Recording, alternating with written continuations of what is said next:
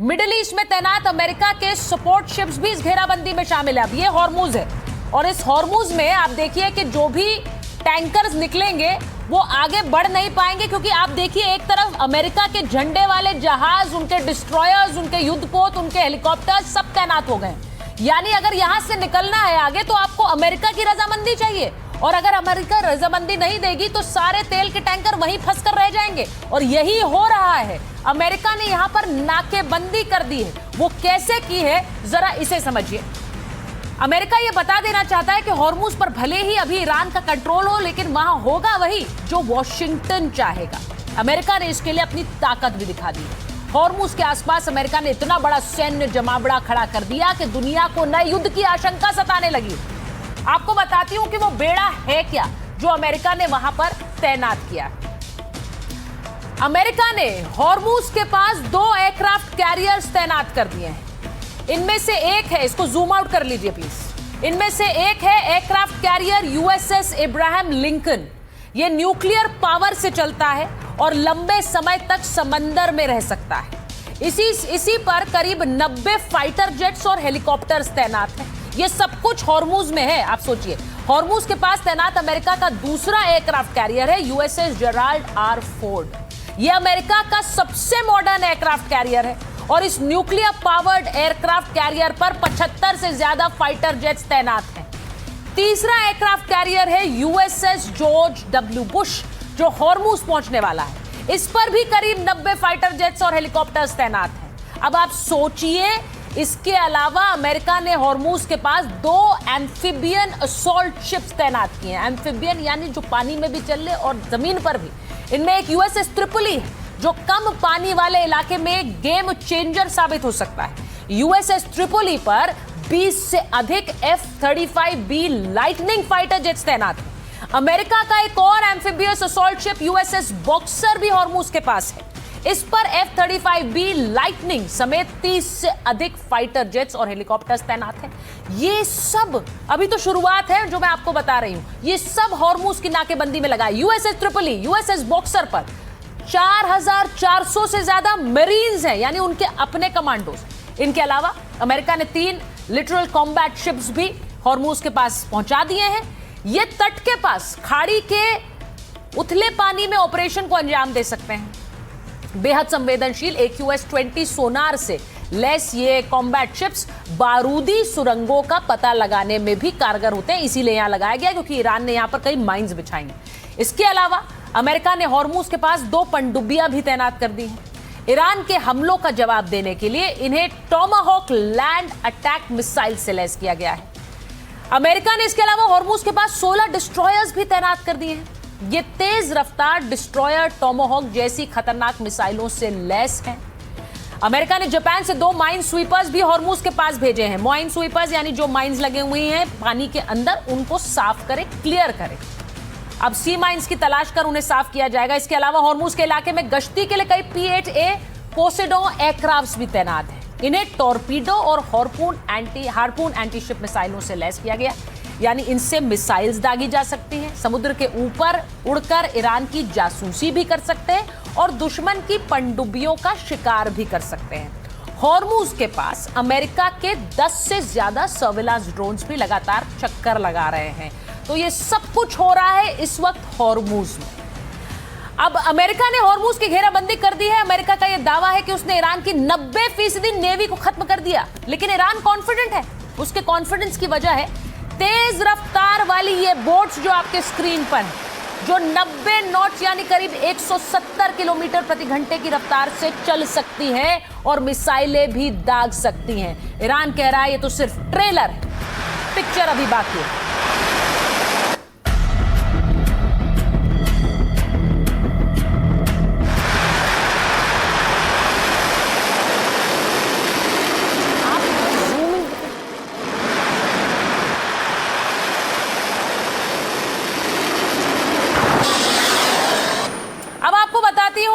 ये क्यों कहा जा रहा है ईरान की मधुमक्खियां इन्हें क्यों कहा जाता है? क्योंकि ये ऐसे चलती हैं कि इनसे बच पाना मुश्किल हो जाता है। ईरान की स्पीड बोट्स में सिराज क्लास सबसे खतरनाक है।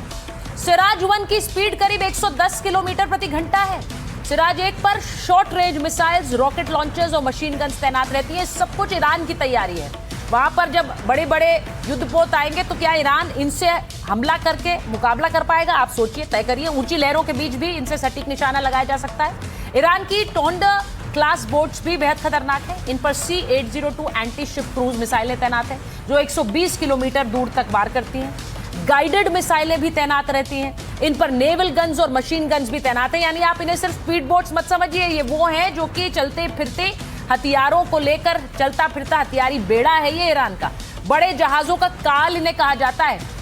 और ये जो स्पीड बोट्स हैं ये झुंड बनाकर हमला करती हैं, तभी इन्हें मधुमक्खियों की तरह कहा जाता है। दुश्मन की डिफेंस लाइन को ये ध्वस्त कर देती हैं। इनकी रफ्तार 90 किलोमीटर प्रति घंटा है।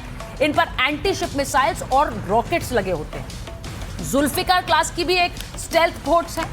ये दुश्मन की खामोश शिकारी है क्योंकि ये रडार की पकड़ में आती ही नहीं है। ये फास्ट अटैक क्राफ्ट की गई और एडवांस कैटेगरी की है। ये सब कुछ जो ईरान ने तैयार किया है।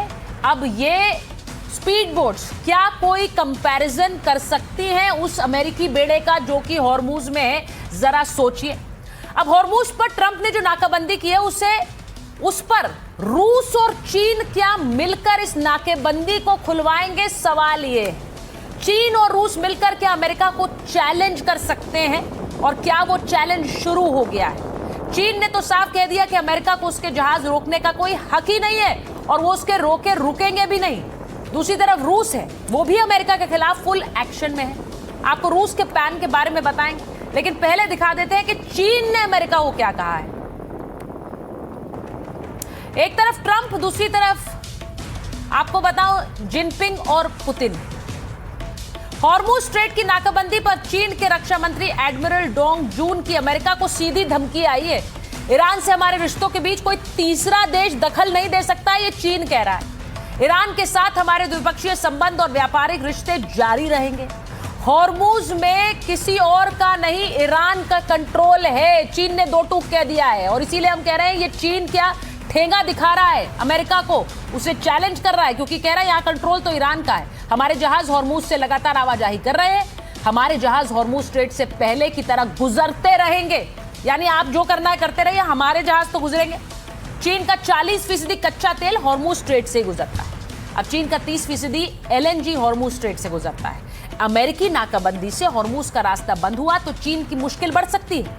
इसीलिए बीजिंग ने हॉर्मूज की अमेरिकी नाकेबंदी को सीधा सीधा चैलेंज कर दिया है। चीन के तेवर से साफ है कि अमेरिका ने अगर चीनी जहाजों को रोका तो टकराव की स्थिति बन सकती है। चीन का विदेश मंत्रालय हॉर्मूज को लेकर कैसे सीधे धमकी दे रहा है, जरा देखिए। अमेरिका की बढ़ती सैन्य तैनाती और घेराबंदी की कार्रवाई केवल टकराव और तनाव बढ़ाएगी, युद्ध विराम को कमजोर करेगी और होर्मुज में नेविगेशन की सुरक्षा को प्रभावित करेगी। यह खतरनाक और गैर जिम्मेदाराना व्यवहार है।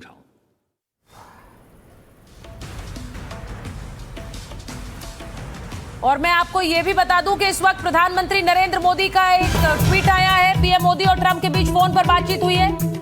मोदी ट्रंप ने पश्चिम एशिया पर बात की है। दोनों नेताओं के बीच हॉर्मूज की सुरक्षा पर मंथन हुआ है। ये सुन लीजिए, हॉर्मूज मार्ग को खुला रखने की प्रतिबद्धता ये जाहिर की गई है। तनाव के बीच अहम समुद्री सुरक्षा पर चर्चा की गई है। द्विपक्षीय सहयोग की प्रगति पर भी ये चर्चा हुई है। भारत और अमेरिका रणनीतिक साझेदारी भी मजबूत करने पर यह बात हुई है। वैश्विक साझेदारी को और बढ़ाने पर जोर दिया गया है। Received a call from my friend President Donald Trump और हमने we reviewed the substantial progress achieved in our bilateral cooperation, यानी कि हमारे जो आपसी साझेदारी है उसमें किस तरह हम आगे बढ़े हैं, इस पर हमने बात की है। और ये भी कहा कि हम प्रतिबद्ध हैं कि जो भी अंतर्राष्ट्रीय ग्लोबल कॉम्प्रिहेंसिव स्ट्रैटेजिक पार्टनरशिप है उसे और बढ़ाया जाए, यानी कि वैश्विक मंच पर हमारी साझेदारी को और बढ़ देने के लिए हम प्रतिबद्ध हैं। और कीपिंग सबसे महत्वपूर्ण है आखिरी sentence. We have discussed the situation in West Asia and stressed the importance of keeping the Strait of Hormuz open and secure. यानी हमने इस बात पर चर्चा की है कि स्ट्रेट ऑफ हॉर्मूज खुला रहे और सुरक्षित रहे। अब आप सोच लीजिए, एक समय जब अमेरिका नाकेबंदी कर रहा है, लेकिन भारतीय प्रधानमंत्री से बातचीत में हॉर्मूज की बात हुई है और दोनों राष्ट्राध्यक्षों ने इस बात पर प्रतिबद्धता जाहिर की कि हॉर्मूज सुरक्षित भी रहना चाहिए और खुला भी रहना चाहिए। तो ये आपको मैं बता रही हूं। तो अभी थोड़ी देर पहले मैंने आपको बताया कि कैसे चीन ने हॉर्मूज को लेकर सीधे सीधे डोनाल्ड ट्रंप को उनकी दादागिरी की बात कही और उन्हें चेताया है। अब आपको एक खबर देती हूं। हॉर्मूज नाकेबंदी अमेरिका कर रहा है, लेकिन इन सब के बीच चीन ने अमेरिका को धमकी देते हुए अपना जहाज निकाला है। यह तस्वीर हालांकि पुरानी है, लेकिन मैं आपको बता रही हूं, हॉर्मूज से एक जहाज चीन ने अपना निकाल लिया है। अमेरिकी नाकाबंदी जारी है, लेकिन चीन का एक जहाज वहां से निकला है। शिपिंग डेटा के मुताबिक अमेरिका की तरफ से प्रतिबंधित चीन का टैंकर स्ट्रेट ऑफ हॉर्मूज से निकल गया। अमेरिकी नाकेबंदी के बावजूद भी वो वहां से निकला है। अब ये सोचिए कि ईरान के साथ व्यापार करने की वजह से टैंकर और उसके मालिक पर संयुक्त राज्य अमेरिका की तरफ से प्रतिबंध लगाया गया था, लेकिन कोई नाकाबंदी काम नहीं आई और रूस भी अमेरिका के होश उड़ाने की तैयारी कर रहा है। तो सिर्फ चीन नहीं है, सिर्फ ये एक जहाज चीन का निकला है, ये अपने आप में दिखाता है कि चीन जिस तरह की धमकी दे रहा है वो काम आ रही है और इसीलिए उसका जहाज वहां से निकला है, जबकि अमेरिका ने नाकेबंदी कर रही है। वहीं दूसरी तरफ रूस क्या कह रहा है वो भी सुनिए। ईरान अमेरिका टकराव के बीच रूस को लेकर अमेरिकी अखबार फाइनेंशियल टाइम्स ने बड़ा दावा किया है। ट्रंप की हॉर्मूज नाकेबंदी को बेअसर कर सकता है रूस। ईरान को चुपचाप हथियार सप्लाई कर रहा है। रूस ने ईरान को हथियार सप्लाई के लिए सीक्रेट रूट भी एक्टिव किया है। कैस्पियन सागर के रास्ते ईरान को हथियार और गोला बारूद की सप्लाई की जा रही है। रूस ईरान को इसी रूट से drone, man portable air defence system भी भेज रहा है। एयर डिफेंस सिस्टम S-300 के कलपुर्जे भी इसी रास्ते से भेजे जा रहे हैं। कैस्पियन सागर में ग्लोबल नेवल निगरानी बहुत कम होती है। कैस्पियन सागर में कोई अंतर्राष्ट्रीय जलमार्ग नहीं और इसीलिए अमेरिकी या इजरायली नौसेना वहां आसानी से दखल नहीं देती। इस रूट से रूसी हथियारों की सप्लाई के चलते ईरान युद्ध से इस युद्ध में अभी तक टिका हुआ है। दावा है कि रूसी शैडो फ्लीट के जहाज ट्रैकिंग सिग्नल बंद करके कैस्पियन में आवाजाही करते हैं। हर जहाज जो समुद्र में उतरता है उसका एक ट्रैकिंग सिग्नल होता है, उसे आप बंद कर दे तो पता नहीं लगता है और यही वो कर रहा है, ऐसा बताया जा रहा है इस रिपोर्ट में। जहाज ईरानी और रूसी झंडे तले चलते हैं और अक्सर वोल्गा डॉन कैनाल के जरिए काले सागर से भी जुड़ते हैं। अब ट्रंप पर हॉर्मूज खोलने का प्रेशर साथियों की तरफ से बहुत बढ़ गया है। इसमें सबसे नया नाम है सऊदी अरब का। द वॉल स्ट्रीट जर्नल की एक रिपोर्ट के मुताबिक सऊदी अरब चाहता है कि स्ट्रेट ऑफ हॉर्मूज जल्द से जल्द खोल दिया जाए। एक तरफ तो ईरान उस पर अड़ा था और अब अमेरिका ने नाकेबंदी कर दी है और इसीलिए सऊदी अरब अमेरिका पर दबाव डाल रहा है। वो चाहता है कि अमेरिका समुद्री नाकेबंदी तुरंत खत्म करे और ईरान के साथ बातचीत की मेज पर लौट आए। दरअसल सऊदी अरब का मानना है कि अमेरिका की कार्रवाई आग में घी डाल रही है। इससे वो बहुत डरा हुआ भी है क्योंकि इसका सीधा सीधा असर उस पर और बाकी देशों पर भी पड़ेगा।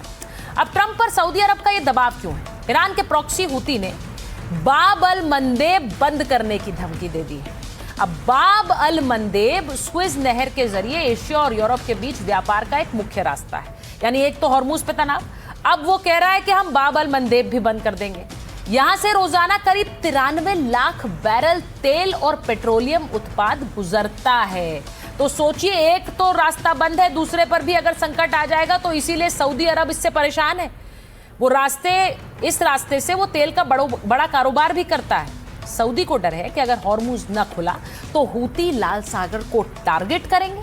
अगर हूती ने बाब अल मंदेब बंद किया तो सऊदी अरब की तेल सप्लाई ठप हो जाएगी और इसीलिए ट्रंप पर हॉर्मूज खोलने का एक दबाव सऊदी अरब बना रहा है।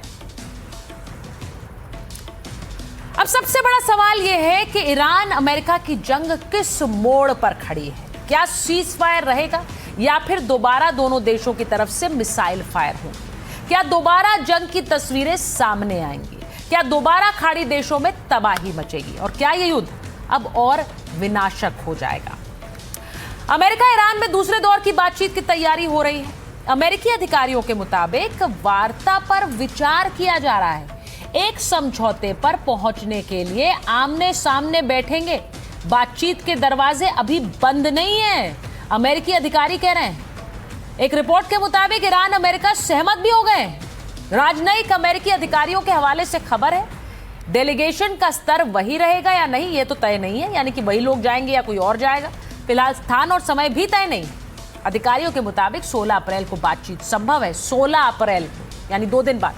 दूसरी बैठक से पहले बोले अमेरिकी उपराष्ट्रपति जेडी वैंस के समझौते को लेकर अब गेंद तेहरान के पाले में है। तो अमेरिका कह रहा है हम तो बातचीत के लिए फिर से तैयार हैं, अब गेंद तेहरान के पाले में है, वो तय करें। अमेरिका ने अपनी सारी शर्तें साफ कर दी हैं, ये जेडी वैंस का कहना है। समझौते पर आगे बढ़ना ईरान पर निर्भर करता है। अगर ईरान समझौते की शर्तें मानने को तैयार है, ईरान को सामान्य देश की तरह ट्रीट करने को तैयार है, तो ईरान का आरोप है कि अमेरिका शर्तें हम पर थोप रहा है और अमेरिका का रुख शुरुआत से ही संदिग्ध रहा है। हालांकि ट्रंप दावा कर रहे हैं कि ईरान जल्द समझौता करना चाहता है। Well, he's done a good job, and Steve and Jared, they've all done a very good job. And I can tell you that we've been called by the other side. They'd like to make a deal very badly, very badly.